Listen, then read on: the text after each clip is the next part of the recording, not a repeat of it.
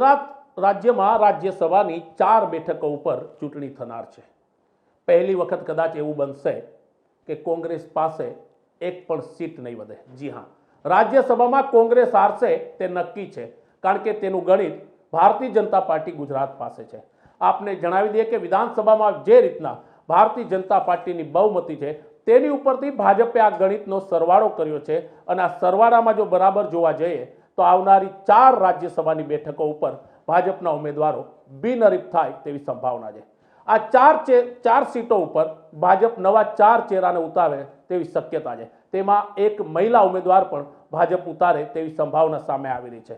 આપને જણાવી દે કે રામાયણ સિરિયલથી લોકપ્રિય દીપિકા ચિખલિયા, જેમણે સીતા માતાનું પાત્ર ભજવ્યું હતું, તેના નામની ચર્ચા સૌથી વધારે રાજ્યસભાની બેઠક ઉપર છે। તેના સિવાય ભાજપ સૌરાષ્ટ્ર એટલે કે સૌરાષ્ટ્ર, ઉત્તર ગુજરાત અને દક્ષિણ ગુજરાતને પ્રતિનિધિત્વ આપે તેવી શક્યતા છે, જેમાં 2 પાટીદાર ચહેરા અને એક ઓબીસી સમાજનો ચહેરો ભાજપ રાજકીય ગણિતને જોતા તેને ટિકિટ આપે તેવી શક્યતા છે।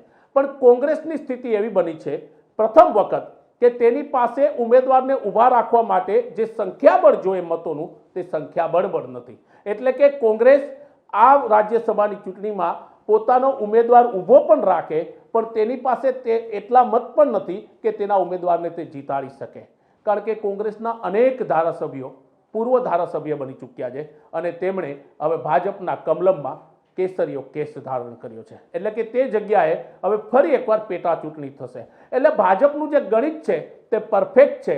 આવનારી રાજ્યસભાની ચૂંટણીમાં ભાજપને 4 બેઠક મળે તેવો અંદાજો છે અને તેને લઈને ભાજપે પોતાનો સરવાળો બધી રીતના ફૂલ પ્રૂફ કરી દીધો છે।